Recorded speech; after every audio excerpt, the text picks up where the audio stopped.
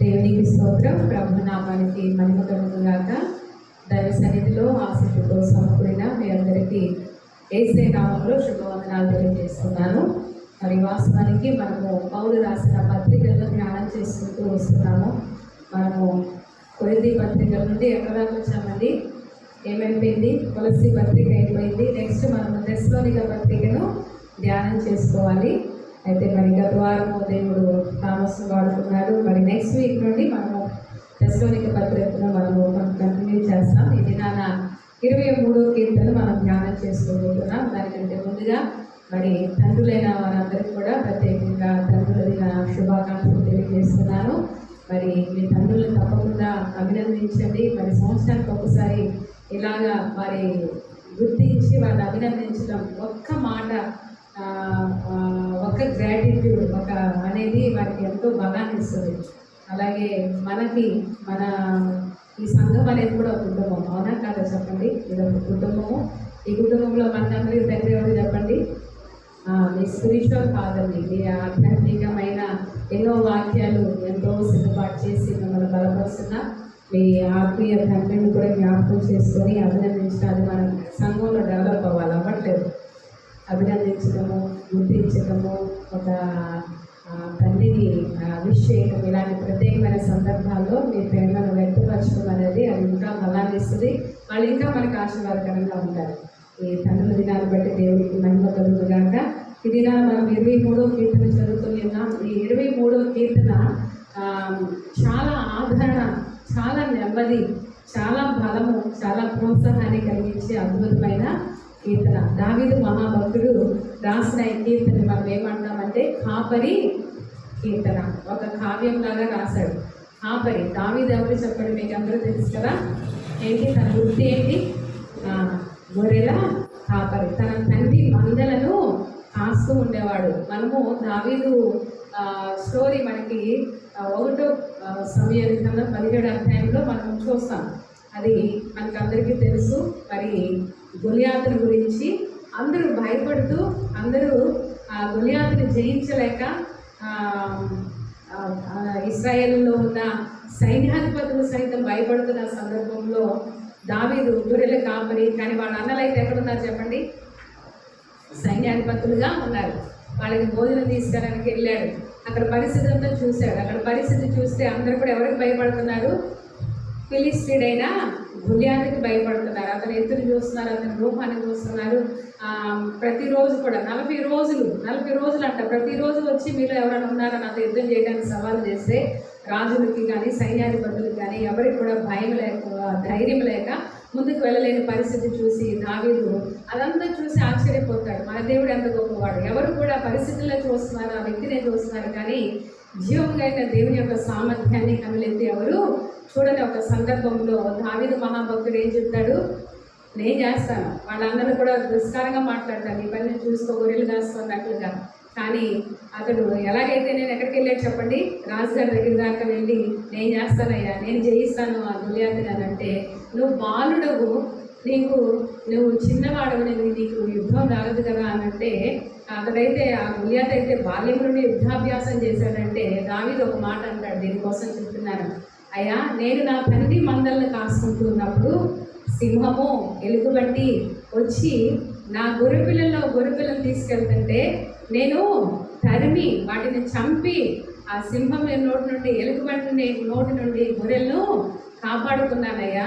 నేను సింహాన్నే ఎలుగుబంటినే జయించిన నేను ఈ సున్నతి లేని ఫిలిష్తీయుడు ఎంత, దేవుని తిరస్కరించే ఫిలిష్తీయుడు నాకు ఎంత అని మాట్లాడతాడు. అర్థమవుతుందండి నిజంగా ఎంత గొప్ప విశ్వాస ప్రదర్శనం.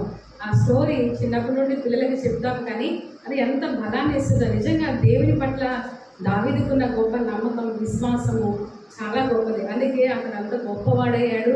దీనస్థితి నుండి ఉన్నత స్థితికి హెచ్చించబడ్డాడు. అయితే మనం ఇక్కడ తెలుసుకోవాల్సిన విషయం ఏంటంటే, దావీదు చెప్పండి, ఒక మంచి గొర్రెల కాపరి.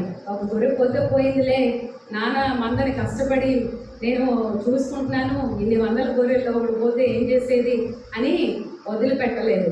తరిమి సింహపు నోటి నుండి, ఎలుగుబంటి నోటి నుండి, ఇంకో మాట అంటాడు, అది వచ్చి నా మీద పడతంటే నేను దాన్ని నోరు పట్టి చీల్చేశాను అని చెప్తాడు. దేవునికి స్తోత్రం. హల్లెలూయా. ఎంత గొప్ప దావీదు, ఇంత గొప్ప కాపరి అయిన దావీదు తనేం చెప్తున్నాడంటే, యెహోవా నా కాపరి. దేవునికి స్తోత్రం చెప్దామా? హల్లెలూయా. నిజంగా నమ్మకం ఉన్న వాళ్ళందరూ గుండెల మీద చేతులు వేసుకొని యెహోవా నా కాపరి అని చెప్పండి. యెహోవా నా కాపరి. ఎంత అద్భుతమైన మాట! ఈ ఒక్క మాటే గొప్ప ధైర్యాన్ని ఇస్తుంది. దేవుడు మనకి కాపరిగా ఉంటే ఏముండదంటే చెప్పండి, అక్కడ ఏమన్నది? యెహోవా నా కాపరి, నాకు ఏమీ కలగదు. దేవునికి స్తోత్రం. హల్లెలూయా. ఆయన మనకి కాపరిగా ఉంటే ఏ కొదువ మనకి ఉండదు, ఏ కొదువ మనకు ఉండదు. సండే స్కూల్లో ఒక పాప కంఠవాక్యం చెప్పమంటే, యెహోవా నా కాపరి, నాకు ఏమీ కలగదు. అది కూడా వస్తుంది. మనకి ఏమీ అవ్వదు, ఏ అపాయము కలగదు. దేవునికి స్తోత్రం. హల్లెలూయా. కాబట్టి యెహోవా మనకి కాపరిగా ఉంటే మనకి ఏమీ కలగదు.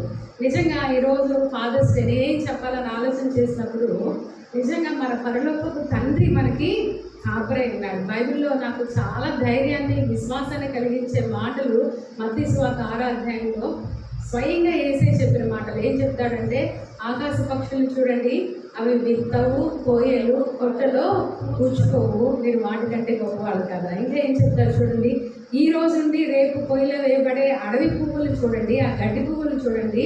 పొద్దునే ఆ గడ్డి పువ్వులు ఎంత చక్కగా ఉదయాన్నే సూర్యుడి కలిసి ఎంత చక్కగా అందంగా కనిపిస్తాయి. నేడు ఉండి రేపు పొయ్యిలో పడవేయబడే అంత గడ్డి పువ్వులకే నేను అంత అందాన్ని ఇస్తే ఏమి ధరించుకుందామా, ఏమి కట్టుకుందామా అనే ఆలోచన మీకెందుకు? ఏమని చెప్తారంటే, వస్త్రం కంటే దేహం గొప్పది కాదా? దేవుడు ఎంత చక్కటి మాటలు ఇవన్నీ చెప్పుకుంటూ వస్తే, రేపు గురించి మీరు చింతపడవద్దు. మీరు నా నీతిని ఏం వెతకని చెప్పాడు? నా రాజ్యాన్ని వెతకండి. మీకు ఇవన్నీ కావాలని, అంటే మీకు వస్త్రాలు కావాలని, మీకు తిండి కావాలని, మీ స్కూల్కి ఫీజు కట్టుకోవడానికి డబ్బులు కావాలని, అవునా? మన పరలోకపు తండ్రికి మన అవసరాలన్నీ తెలుసు అంట. దేవునికి స్తోత్రం చెప్దామా? హల్లెలూయా. ఒకటే మాట, ఇవన్నీ మీకు కావాలని, అక్కడ చివరిలో ఒక మాట ఉంటుంది, ఇవన్నీ మీకు కావాలని నాకు తెలుసు అనట్లేదు, తండ్రికి యేసయ్యకి తెలుసు అనట్లేదు, ఇవన్నీ మీకు కావాలని మీ పరలోకపు తండ్రికి తెలుసు. దేవునికి స్తోత్రం చెప్దామా? హల్లెలూయా. ఆ మాట ఎంత ధైర్యాన్ని ఇస్తుందంటే కదండి. ఉండాలిగా నేను చెప్పే మాట, నేను అవన్నీ తీసి చదవడం ఎందుకని 6వ అధ్యాయంలో చూడండి, లాస్ట్ మత్తయి సువార్త 6వ అధ్యాయంలో చివరిలో ఉంటుంది. ఏమనంటే ఒక మాట, ఇవన్నీ మీకు కావాలని మీ పరలోకపు తండ్రికి తెలుసు. 32వ వచనం చూడండి, ఇవన్నీ మీకు కావాలని మీ పరలోకపు తండ్రికి తెలియను. మన పరలోకపు తండ్రి he knows all that we needed. మనకు కావాల్సిన అన్నీ కూడా ఎవరికి తెలుసు చెప్పండి? మన పరలోకపు తండ్రికి తెలుసు. కానీ మన జీవితంలో మనం ఆయనకు పిల్లలుగా ఉంటే, నిజంగా ఆయన పిల్లలుగా ఉంటే, మనం ఆయన దత్తపుత్రులుగా ఉంటే, we don't need to worry for anything. మనం దేనికి చింతించవసరం. ఎట్లా ఉంటుంది అంటే, దేవుని బిడ్డల జీవితాల్లో అదేదో సంవత్సరానికి ముందే అన్నీ ఇచ్చేయడు దేవుడు. ఏ దినానికి కావాల్సింది ఎట్లా చేయాలో అట్లా, అమ్మో రేపేంటి అన్నట్లు ఉంటుంది మన జీవితం. నిజంగా ఇంత గొప్ప తండ్రిని నేను కలిగి ఉన్నాను, నా లైఫ్ ఏంటి ఇలా ఉందన్నట్లు ఉంటుంది. కానీ ఈరోజు ఏంటి అన్న, నెక్స్ట్ డే దేవుడు అద్భుతాలు ఏ దినానికి కావాల్సిన దినాన్న సమకూర్చు తండ్రి అన్నాడు. కాబట్టి మన జీవితంలో దేవుడు చెప్పిన వాగ్దానాన్ని స్వతంత్రించుకోవాలి. ఏం చెప్పారు యేసయ్య? నా నీతిని, నా రాజ్యాన్ని ఎదగండి, మీకు ఏం కావాలో నాకు తెలుసు అంటున్నారు. అయ్యా నేను నమ్ముతున్నాను, నా తండ్రిని దేవుడు. నేను ఎప్పుడూ చెప్తాను, ఆశీర్వాదం వేరు, ఆస్తి వేరు. ఆశీర్వాదం దేవుడి నుండే వస్తుంది. ఆస్తులు మన కష్టార్జితం మీద మనం సంపాదించుకోవచ్చేమో, కానీ ఆ ఆస్తులు దీవించబడాలంటే కూడా ఎవరి ఆశీర్వాదం కావాలి? దేవుని ఆశీర్వాదం కావాలి. ఈ వేరియేషన్, ఈ డిఫరెన్స్ మీ జీవితంలో తెలిస్తే మీ ఆత్మీయ స్థితిలో మీరు ఎంతో ఆశీర్వదించబడతారు. ఎన్నోసార్లు మా జీవితాలు వెనుతిరిగి చూస్తూ ఉంటాం. మా ఫ్యామిలీలో దేవుడు ఏమీ లేని స్థితిలో నుండి, మాకు వివాహం అయిన తర్వాత మేము జాబ్ వదిలేసినప్పుడు మేము 2000 జీతం ఇచ్చేవారు. ఆ 2000 జీతంలో కూడా నమ్మకంగా 200 దేవుని పక్కన పెడితే 1800 శామ్. అలాగే మేము కడుపుతో ఉన్నప్పుడు కూడా మాకేం కొనడానికి స్టోర్ బియ్యం కూడా తిని బ్రతికిన రోజులు ఉన్నాయి. ఎవరికి చెప్పుకోవడం ఇష్టం ఉండదు. కానీ దేవుడు ఎంత గొప్పవాడంటే, కొన్ని సందర్భాల్లో పిల్లలు హాస్పిటల్ అడ్మిట్ అయితే ఇక్కడ నెక్స్ట్ లేదు ఏమి తినడానికి అన్నప్పుడు ఎలాంటి అద్భుతాలు చేశారు. ఆశ్చర్యంగా ఉంటుంది. కానీ నమ్మిన వారు దేవుని వాగ్దానం స్వతంత్రించుకుంటారు. ఎవరైతే ఎవరి ఎవరికైతే ఆయన తండ్రిగా ఉంటాడో వారి జీవితాలు ఏమి కొద్ది చేయదు. మాకు వచ్చేది 2,000 కానీ నెల అంతా అయిపోయిన తర్వాత చూస్తే దాదాపు 15,000 ఎంతో ఖర్చు పెట్టినట్టు లెక్క వచ్చేది. కానీ ఎక్కడి నుండి వచ్చేవి కూడా అర్థమయ్యేదిగా. దేవుని స్తోత్రం చేద్దామా. అదే దేవుని ఆశీర్వాదం ఉంటే 2,000 20,000గా చేస్తాడు. ఆయన ఆశీర్వాదం లేకపోతే ₹1,00,000 ఉన్నా కూడా మనము సరిపోదు. నిజంగా గుర్తుపెట్టుకునేది సరిపోదు అలాంటి. కాబట్టి మన జీవితాల్లో అద్భుతాలు చేసే దేవుడు. ఎందుకంటే మన విశ్వాసాన్ని పెంచుకుందాం, మన నమ్మకత్వాన్ని. చాలాసార్లు అందరూ దిగులు పడిపోతూ ఉంటారు, కృంగిపోతూ ఉంటారు, ఏంటిది కానీ దేవుడికి నమ్మకం. దేవుడి కొన్ని సందర్భాల్లో మాకు ఏమి లేకపోయినా సేవకులు, మాకున్న అలవాటు ఏంటంటే సేవకులు ఇంటికి వస్తే ఎప్పుడు ఒట్టి చేతులతో పంపు. మేము సేవకులైనా అది దేవుడు అది ఏంటో కొన్నిసార్లు ఏమి లేదు కదా అని ఉన్నది ఇచ్చేసేవాళ్ళం. ఎందుకంటే సేవకులు ఒట్టి చేతులతో పంపకూడదు. అవన్నీ కూడా బ్లెస్సింగ్గా మారినాయి మా జీవితాల్లో. దేవుడు గొప్ప దేవుడు. ఎందుకంటే ఆయన మన కాపరిగా ఉంటే మనకి ఏముండదంటే చెప్పండి, లేమి అనేది కలగదు. దేవునికి స్తోత్రం. ఇది నమ్మిన వారు జీవితాలు దేవుడు ఆశీర్వదిస్తాడు. ఇంకా ఏం చెప్తున్నాడు, నాకు లేమి కలగదు అంటే సమస్తము ఆయన ఏమై ఉన్నాడు, సమకూర్చువాడు. ఆయన ఎవరు చెప్పండి, మనకు సమస్తాన్ని సమకూర్చువాడు. నిజంగా తండ్రుల పాత్ర కుటుంబంలో చాలా గొప్పది. ఎందుకంటే వారి కష్టము ఎవరు కూడా అంతగా పట్టించుకోరు. కానీ నిజంగా వాళ్ళ కష్టం లేకపోతే కుటుంబాలు నిజంగా వారిని నిజంగా గుర్తించాలండి, గణపరచాలి. ఆయన సమస్తము సమకూరుస్తారు. కుటుంబంలో ఏం అవసరం, కరెంట్ బిల్లు ఎలా కట్టాలి, వారికి ఏం చేయాలి, పిల్లలకి ఏం చేయాలి, ఫుడ్ ఎలా, అన్నీ కూడా ప్లాన్ చేస్తూ ఉంటారు. అలాగే మన పరలోక తండ్రి ప్రతిరోజు మన కోసం ఏం చేస్తారు చెప్పండి. ఆయన మన తండ్రిగా ఉంటే మన కొరకు అన్ని బడ్జెట్లు ఎవరు వేస్తారు, ఆయన వేస్తారు. నమ్మిన దేవుని స్తోత్రం చెప్దామా. హల్లెలూయా. బైబిల్లో కీర్తన 104 కీర్తనలో ఒక మాట ఉంటుంది, ఆయన గుప్పిలు విప్పగా. ఎవరు? దేవుడు గుప్పిలు విప్పితే ప్రతి జీవి కూడా తిని తృప్తిపరచబడుతుంది అంట. దేవునికి స్తోత్రం. హల్లెలూయా. నా కష్టార్జితాన్ని నేను తింటున్నాను, నేను కష్టపడుతున్నాను కాబట్టి తింటున్నాను అనుకున్నావు అంటే ఆరోగ్యం లేకపోతే ఏమైపోతుంది నీ కష్టార్జితం. మనం నిన్నటి వారమే కానీ రేపటి వారం కాదు. మనం ఎప్పుడు నమ్మాల్సింది ప్రతి జీవి అంటే ఆ జీవిలో నీవు నేను కూడా ఉన్నాం. ఆయన గుప్పిని విప్పితేనే మనం అందరం ఏమవుతున్నాం, తృప్తిపరచబడుతూ ఉన్నాం. దేవునికి స్తోత్రం. హల్లెలూయా. కాబట్టి యెహోవా నా కాపరి, నాకు లేమి కలగదు. హి నోస్ ఆల్ మై నీడ్స్. నా ప్రతి అవసరం ఆయనకి తెలుసు. మనకు కొన్ని అలవాట్లు మనం అభివృద్ధి చేసుకోవాలి, మనం నమ్మాలి, విశ్వసించాలి. నాకు చిన్నప్పటి నుండి నాకు అలవాటు ఏంటంటే, నేను ఏదన్నా బాధ ఉంటే నాకు మరి మ్యారేజ్ కాకపోతే ఎక్కువగా లెటర్ రాసేదాన్ని. ఎవరికి? I right letter to Jesus. ఆయన నా తండ్రి, నా పరలోకపు తండ్రి. ఎందుకంటే అదొక తృప్తి. రాసేసి ఆయనకి అన్నీ తెలిసి చెప్పేసాను అన్నంత తృప్తి, ధైర్యం కలిగేది. నా పరలోకపు తండ్రి మనకు అన్నీ సమకూర్చేవాడు అన్నమాట. తర్వాత ఏం చెప్తున్నాడు చూడండి, పచ్చిగల చోట్ల ఆయన నన్ను ఏం చేస్తాడు, పరుడుండే చేస్తాడంట. అలాగే పచ్చిగల చోట్ల, ఎక్కడ పచ్చిగా ఉందో అక్కడ మనల్ని నడిపిస్తాడు. అంటే దాని అర్థం ఏంటంటే మనకి విశ్రాంతి కలిగి చేసే దేవుడు, మనకి నెమ్మదిని కలుగు చేసే దేవుడు, మన పచ్చిగల చోట్ల నడిపించే దేవుడు. ఇంకా ఏం చెప్తున్నాడు, శాంతికరమైన జలం ఎదుగు నన్ను నడిపించడు. కాపరి ఎప్పుడు కూడా మందల్ని శాంతికరమైన జలములు అంటే ఇప్పుడు ఏదన్నా నీళ్ళల్లో ముసలిగా ఉంది అనుకో, ఆ వాటిల్లో కదలికలు వస్తాయి, వీటిని హాని చేసే ప్రమాదం ఉంది. అలాగే ప్రవహించే జలాలను అయితే ఇవి తాగలేదు. అందుకని కాపరి చూసి ఎక్కడ తీసుకెళ్ళంటారంట, శాంతికరమైన జలం అంటే ఏ భయం లేకుండా నిశ్చింతగా వాటర్ తాగేటట్లుగా తీసుకెళ్తారు. తర్వాత శాంతికరమైన జలం వద్ద నడిపించును, నా ప్రాణములకు ఆయన సేద తీర్చుచున్నాడు. దేవునికి స్తోత్రం. నన్ను శాంతికరమైన, నాకు అంటే మనకి ఉల్లాసాన్ని కలిగి చేసే దేవుడు. నా ప్రాణంలోకి సేద తీస్తాడంటే ఆయన నాకు మన శరీరానికి కావాల్సిన స్వస్థతను, ఆరోగ్యాన్ని దయచేసే దేవుడు. దేవునికి స్తోత్రం చెప్తామా. హల్లెలూయా. ఇటీవల కాలంలో మోకాళ్ళు ఎప్పుడు చాలా బాధపడ్డాను, చాలా భయం వేసింది. భయం అంటే ఒకరి మీద డిపెండ్ అయ్యే పరిస్థితి ఏంటి ప్రభు ఈ వయసులో అన్న దిగులు. కానీ నాకు వెంటనే దేవుడు నాకు ఈ సంవత్సరం ఇచ్చిన వాగ్దానం జ్ఞాపకం చేశాడు.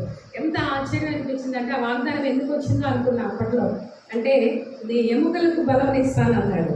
దానికంటే ముందు నిన్ను నిత్యము నడిపించేదను. దేవునికి స్తోత్రం. ఏంటి, నడవలేకపోతున్నాను, నేను నిత్యము నడిపిస్తాను, నీకు ఎముకలకి ఏమి ఇస్తా అన్నాడు, బలాన్ని ఇస్తాను. డాక్టర్స్ ఏమో సగం అరిగిపోయి ఆపరేషన్ పడుతుంది, కానీ వయసు తక్కువ ఉంది, వయసు పడిపోయినా చేయాలి, అప్పుడు దాకా కాపాడుకోవాలి. ఈ మాటలన్నీ వింటే ఎక్కర్లేదు, పురుగుదల, భయము, ఆందోళన కలిగింది. వెంటనే ప్రభా క్షమించు, నీ వాగ్దానాన్ని నమ్ముతున్నాను, నిత్యము నన్ను నడిపిస్తాను. ఏం చెప్పాడు, నా ఎముకలకు బలాన్ని ఇస్తానని చెప్పాడు. దేవునికి స్తోత్రం చెప్తామా. హల్లెలూయా.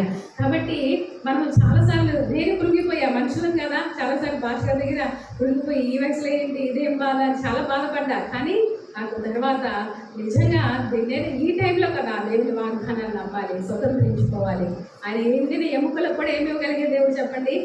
నా ప్రాణానికి ఆయన సేవ తీస్తాడు. మన ప్రాణానికి సేవ తీర్చేది, మనకు ఆరోగ్యాన్ని ఇచ్చేది, మన పరిస్థితులు తారుమారు చేసేది. ఎవరు ఎన్ని చెప్పినా వాస్తవానికి శామ్ పుట్టిన దగ్గర నుండి అన్నారు ఇప్పుడు వరకు కాపాడిన దేవుడికి ముందు కూడా కాపాడడా. దేవునికి స్తోత్రం. హల్లెలూయా. కాబట్టి మనము మన నమ్మిక దేవుని వాగ్దానాలు. వెంటనే నాకు ఎమిలీ ఆంటీ చెప్పిన మాట కూడా గుర్తొచ్చింది. ఆంటీ ఎప్పుడు చెప్తారు వాక్యమే జీవం, వాక్యంలో జీవం ఉంది, ఉజ్జీవం ఉంది. ఇంకో మాట చెప్తారు, ఆయన వాక్యంలో జీవం ఉంది, జీవం ఉంది, నిత్య జీవం ఉంది. ఆయన మాటలు చదివితే మనకేమొస్తుంది చెప్పండి? జీవం. దేవునికి స్తోత్రం. హల్లెలూయా. మన ప్రాణానికి ఏం తీరుస్తాడు ఆయన? సేద తీరుస్తాడు. వాటి లవ్వింగ్ ఫాదర్ కదా. ఆయన ఎంత మంచి కాపరి, ఎంత మంచి గొప్ప తండ్రి. తర్వాత ఏం చెప్తున్నాడు? ఆ ప్రాణంలో కాయసే తన నామమును బట్టి నీతి మార్గంలో నన్ను నడిపిస్తాడు. అంటే మనకి మార్గదర్శకుడు, మనం నడిపించేవాడు. కొన్నిసార్లు మనకి ఏ మార్గంలో వెళ్ళాలో అర్థం కాదు, ఎటు వెళ్ళాలో అర్థం కాదు, అంత చీకటిమయంగా ఉంటుంది. కానీ సమస్తము తెలిసిన మన యేసయ్య మనం ఏం చేస్తాడు? చేయి పట్టి ఏ మార్గంలో వెళ్ళాలో మనకి దిశను నిర్ధారించే దేవుడై ఉన్నాడు. తర్వాత ఏం చెప్తున్నాడు చూడండి. తన నామమును బట్టి ఏం చేస్తాడంట? నీతి మన్న తన నామాన్ని బట్టి, ఆయన సంకల్పాన్ని బట్టి, అంటే తన సంకల్పాన్ని బట్టి, తన నామాన్ని బట్టి సరైన మార్గంలో మనల్ని నడిపిస్తాడంట. అందుకే సామెతల గ్రంథంలో కూడా జ్ఞాని సొలొమోను అంటాడు, నీ స్వబుద్ధిని నువ్వు ఆధారం చేసుకోవద్దు, పూర్ణ హృదయంతో ఎవరి యందు నమ్మిక ఉంచాలి? దేవుని యందు నమ్మిక ఉంచి అప్పుడు ఆయన మన మార్గాలను సరళం చేస్తాడంట. మన మార్గాలు సరళం అవ్వాలంటే మనం ఎవరి మీద విశ్వాసం ఉంచాలి? మన మీద కాదు. ఎవరి మీద? దేవుని మీద. మన స్వబుద్ధి మీద కాదు మన ఆధారపడాల్సింది. ఎవరి మీద? పూర్ణ హృదయంతో దేవుని యందు నమ్మిక ఉంచాలి. ఎందుకంటే ఏ మార్గంలో ఏముందో ఎవరికి తెలుసు? సమస్తంలో సృష్టించిన సృష్టికర్తగా తెలుసు, నీకు నాకు తెలియదు. అందుకే ఇంగ్లీష్లో ఒక మాట ఉంటుంది. ఒక గ్లాడీస్ అనే ఒక మిషనరీ చెప్తుంది ఏంటంటే, I don't know what my future holds but I know who holds my future. నా భవిష్యత్తు ఏంటో నాకు తెలియదు, కానీ నా భవిష్యత్తు ఎవరి చేతిలో ఉందో నాకు తెలుసు. కాబట్టి ఎలా ఉంటాను? నిబ్బరంగా ఉంటాను. కాబట్టి మనము నిశ్చయంగా చెప్పగలగాలి, నా మార్గం ముందు మార్గం ఏంటో తెలుసు, నిశ్చయంగా నన్ను నడిపించేది నా యేసయ్య అనే ధైర్యంగా మనం చెప్పగలిగే స్థితిలో మనం ఉన్నప్పుడు మన జీవితాలు ఎంతో ఆశీర్వదించబడతాయి. తర్వాత చూడండి, గాఢాంధకారపు లోయలో నేను సంచరించినను ఏ అపాయములకు భయపడను. గాఢాంధకారం అంటే దేవుడు కొన్ని సందర్భంలో మనం పరిశోధిస్తాడు. మన విశ్వాసాన్ని ఆయనకి ఏం చేస్తాడంటే, మన విశ్వాసము అగ్ని చేత సువర్ణము ఎలా శోధించబడుతుందో, బంగారం దేంతో శోధిస్తారండి? అగ్నితో శోధించినప్పుడు శుద్ధమైన బయటకు వచ్చినట్లుగా మన విశ్వాసాన్ని శోధనకి దేవుడు అప్పచెప్తాడు కొన్ని సందర్భాల్లో. ఆ శోధనలో కూడా మనం ఏం చేయాలి చెప్పండి? నిలబడగలగాలి. అదే మనం 1 పేతురు 1:7 చూస్తున్నాం. మనం మీ విశ్వాసము పరీక్ష గురేటప్పుడు మీరు అది మనం ఏం చేయాలంట? ఆ పరీక్షలో నిలబడి విజయాన్ని సాధించే వారంగా ఉండాలి. అన్ని అనుకూలంగా ఉన్నప్పుడు దేవుని యందు విశ్వాసం ఉంచితే వెరీ ఈజీ. ఏముంది? అన్ని సమృద్ధిగా ఉన్నప్పుడు దేవుని యందు విశ్వాసం ఉంచడం ఏముంది? మన పరిస్థితులు క్లిష్ట పరిస్థితులుగా ఉన్నప్పుడు, మన భవిష్యత్తు అయోమయంగా ఉన్నప్పుడు, మన కార్యాలు మీద అస్పష్టత మనకు ఉన్నప్పుడు, ఆ సమయంలో మనం ఏం చేయాలి? పరలోకపు తండ్రి మీద ఏం ఉంచాలి చెప్పండి? విశ్వాసం ఉంచాలి. నా పరిస్థితి ఎలా ఉన్నా, నేను ఇప్పుడు చీకటిలో ఉన్నాను అనిపించినా కూడా నా నమ్మకం నీవేనయ్యా, నా ఆధారం నీవేనయ్యా, నన్ను నువ్వు విడిచిపెట్టవు. బైబిల్ చెప్తున్న సత్యం ఏంటంటే, ఎవరు దేవుని బిడ్డలుగా ఉంటారో వారు అగ్ని మధ్యలో ఉన్నా కూడా కాలిపోరు. అంటే వారు అగ్ని మధ్య ఉంటారా లేదా చెప్పండి? ఉంటారు. కానీ ఏం చేస్తాడు? కాలిపోకుండా కాలిపోతారు. వారు కొన్ని సందర్భాల్లో మనము గాఢాంధకారంలో ఉన్నట్టు ఉంటుంది, కానీ ఆయన మనకు వెలుగు, రే ఆఫ్ హోప్ లాగా, ఒక నిరీక్షణ కలిగించే వెలుగులాగా మన జీవితాలు ప్రవేశిస్తారు. కొన్ని సందర్భాల్లో మనము నీళ్ళలో ఇంక మునిగిపోయాము, మనం బయటికి రాలేమన్నట్టు ఉంటుంది, కానీ సముద్ర బగాలంలోకి వెళ్ళినప్పుడు అక్కడ ఎవరు ఉన్నారు చెప్పండి? తన చేయి బలం పట్టుకొని బయటకు తీసుకొస్తారు. దేవునికి స్తోత్రం చెబుదామా? హల్లెలూయా. కాబట్టి క్రైస్తవ జీవితంలో శ్రమలు, ఇబ్బందులు, కష్టాలు, వాటిల్లో నుండే దేవుడు తన ప్రేమను, నమ్మకత్వాన్ని, విశ్వసనీయతను, సహవాసాన్ని మనతో పెంచుతూ ఉంటారు. అవన్నీ లేకపోతే మనకు తెలియదు. చూడండి, ఏ తండ్రి అయితే బిడ్డలకు కష్టం తెలియకుండా పెంచితే ఆ బిడ్డలు బాగుపడతారా? పడరు. కాబట్టి బిడ్డలకు కష్టం తెలియాలి, వాళ్ళ కాళ్ళ మీద వాళ్ళు నిలబడాలి, అని నిర్ణయం తీసుకోవడానికి కారణం కదా. అట్లాగే మన పరలోకపు తండ్రి కూడా మనల్ని ఎప్పుడు కూడా మన స్వబుద్ధిని ఆధారం చేసుకున్న ఆయన మీద ఆధారపడేటట్లుగా ప్రతి పరిస్థితుల్లో మనల్ని పరిశోధిస్తూ పరిపూర్ణులుగా చేస్తూ ఉంటాడు. అందుకే నాకు యాకోబు పత్రిక అంటే చాలా ఇష్టం. ఏంటంటే, నా ప్రియ సహోదరులారా, మీకు కలుగుతున్న అగ్నివంటి శ్రమను చూసి బాధపడద్దు, అది మహా ఆనందంగా ఎంచుకోండి అంటాడు. మీరు సంపూర్ణులను అనునాంగులను ఏ విషయంలో పొదువు లేని వారైనట్లు ఓర్పు తన క్రియను కొనసాగింపని అంటాడు. కాబట్టి మన సంపూర్ణులము అనునాంగులం అంటే ఏ లోపం లేని వారు ఎప్పుడవుతున్నాను చెప్పండి? శ్రమల్లోనే. అర్థమవుతుందా? ఆ మాట ఎప్పుడైనా గమనించారా మీరు? యాకోబు పత్రిక 1వ అధ్యాయంలో చూడండి, 2వ వచనంలో, నా సహోదరులారా, మీ విశ్వాసమునకు కలుగు పరీక్ష ఓర్పును పుట్టించడానికి ఎరిగి మీరు నానా విధములైన శోధనలో పడినప్పుడు అది ఏం చేయాలంట? మహా ఆనందంగా ఎంచుకోండి. మీరు సంపూర్ణులను అనునాంగులు ఏ విషయంలో పొదువు లేని వారు ఏమైనట్లు ఓర్పు తన క్రియను కొనసాగించండి. కాబట్టి మనము సంపూర్ణులు. దేవుడు మనకి ఎందుకు శ్రమలు అనుమతిస్తున్నాడు? ఎందుకు కష్టాలు అనుమతిస్తున్నాడు? ఎందుకు అగ్ని మధ్యలో నుండి తీసుకెళ్తున్నాడు? ఎందుకు గాఢాంధకారంలో నుండి తీసుకెళ్తున్నాడు అంటే మనల్ని ఏం చేయాలని అనే ఉద్దేశం ఈ బైబిల్ ప్రకారంగా మనం సంపూర్ణులం అవ్వాలని. ఇంకోటి ఏంటి? అనునాంగులు. అనునాంగులు అంటే అవయవము, ఆత్మీయ జీవితంలో అవయవ లోపము లేని వారంగా ఉండాలని. దేవునికి స్తోత్రం చెప్తామా? హల్లెలూయా. కాబట్టి ఈ శ్రమలు, ఈ ఇబ్బందులు, ఈ గాఢాంధకారాలు మన పరిపూర్ణతలోకి నడిపిస్తున్నాయనే సత్యాన్ని మనం నమ్మవలసిన వారమే. గాఢాంధకారంలో నేను సంచరించిన ఏం చెప్తున్నాడు? ఏ అపాయానికి నేను భయపడను. ఎందుకు? నా భద్రత ఎవరు చెప్పండి? నా భద్రత ఎవరు? నా కాపరి. దేవునికి స్తోత్రం. నా పరలోకపు తండ్రి నా భద్రతగా ఉన్నప్పుడు, నా పరలోకపు తండ్రి నా కాపరిగా ఉన్నప్పుడు గాఢాంధకారం నన్నేమీ చెయ్యలేదు. అక్కడ ఏం చేస్తుందంట? నీవు నాకు తోడై ఉంటావు. ఎక్కడ? గాఢాంధకారంలో కూడా నాకు తోడై ఉంటావు. నీ దుడుకర్ర, నీ దండము నన్ను ఆదరిస్తుంది. నీ దుడుకర్ర, దండం అనేది దేనికి సూచనగా ఉందంటే క్రమశిక్షణ నేర్పడానికి. దుడుకర్ర, దండం దేనికి చెప్పండి? సామెతల గ్రంథంలో మనకందరికీ బాలుడు నడవలసిన పూర్వం మనకి నేర్పు. వాడు పెద్దవాడైనప్పుడు వాడు తొలగిపోవడం అన్న విషయం మనకందరూ తెలుసు. 22:6లో అదే అధ్యాయంలో 8వ వచనంలోనూ 10వ వచనంలో ఒక మాట ఉంటుంది. ఏంటంటే, శిక్ష అంటే బాలుని హృదయంలో మూఢత్వం స్వాభావికంగా ఉంటుందంట. అంటే ప్రతి బిడ్డలో కూడా మూఢత్వము స్వాభావికంగా, మన పుట్టుకతోనే ఎలా పుడుతున్నాం? మనము మూఢత్వంతో పుడుతున్నామంట. శిక్ష, దండన చేత దేవుడు ఏం చేస్తాడు? దాన్ని బాగు చేస్తాడనే మాటను మనము చూస్తున్నాం. కాబట్టి దుడ్డుకర దండం నన్ను ఆదరించిందంటే మన క్రమశిక్షణ నేర్పించే దేవుడు. తర్వాత ఏం చెప్తాడు? తోడేది దుడ్డుకర నన్ను దండం నన్ను ఆదరించు, నా శత్రువులు ఎదుటే నువ్వు నాకు భోజనం సిద్ధపరచున్నావు. అంటే అది నిరీక్షణ గురించి మాట్లాడుతుంది. నూనెతో నా తల అంటి ఉన్నావు, నా గిన్నె నిండి ఉన్నది. నూనెతో నా తల అంటి ఉండటం అంటే ఆయన మన పరిశుద్ధపరచు దేవుడు అయి ఉన్నాడు, మనల్ని అభిషేకించు దేవుడు అయి ఉన్నాడు. నేను బ్రతుకు దినములన్నీ కృపాక్షేమంలో నా వెంట వచ్చును. దేవునికి స్తోత్రం. హల్లెలూయా. మన బ్రతుకు దినంలో ఏమొస్తుంది చెప్పండి? కృపాక్షేమంలో మన వెంట వస్తాయి. దాని అర్థం అంటే దేవుని దీవెనలు మన వెంట వస్తాయి. ఆయన కృప ఆయన అనుగ్రహించే క్షేమమే మన జీవితాలకు ఎంతో ఆశీర్వాదం. ఆయన కృప మన జీవితాలకు చాలింది. ఆయన కృప మనకి తోడుగా ఉంటే, దేవుడి కృప మనకుంటే మనకు సమృద్ధి ఉన్నట్లే అనమాట. శత్రువులు ఎదుటే నువ్వు నాకు భోజనం సిద్ధపరచు, నూనెతో నా తలానికి నా గిన్నె నిండి. దేవుడు ఆశీర్వదిస్తే ఎలా ఉందో చెప్పండి? గిన్నె నిండి పొందుచున్నది. నేను బ్రతుకు దినములన్నీ ఏమొస్తాయి చెప్పండి? కృపాక్షేమములే నా వెంట వచ్చును. చిరకాలము దేవుని మందిరంలో నేను ఉంటాను. చిరకాలం, నిత్యత్వం. ఇట్ ఈస్ నాట్ మన జీవితంలో, it is not what we have in our life but whom we have in our life. మన జీవితంలో మనం ఏమి కలిగి ఉన్నామో కాదు, ఎవరిని కలిగి ఉన్నామనేదే మనకు ఆశీర్వాదం. దేవుడు మనకున్నాడా? మన జీవితాల్లో నిజమైన దేవుడు, మన సృజించిన సృష్టికర్త, మన దేవుడిని మనం కలిగి ఉన్నామా అనేది చాలా ప్రాముఖ్యం. కాబట్టి మీ జీవితంలో దేవుడు నిజంగా మీకు కాపరిగా ఉంటే, దేవుడు నిజంగా మీ పరలోకపు తండ్రిగా ఉంటే మీకేమీ పొందుతారు. నమ్మిన వారందరూ కూడా లేచి నిలబడగా, దావీదు ఎలా ప్రభుని స్తుతించాడో అలాగే మనం కూడా ప్రభుని ఆరాధన చేద్దాం. అందరూ లేచి నిలబడగా ప్రభుని స్తుతిద్దాం. గొప్ప దేవుడు,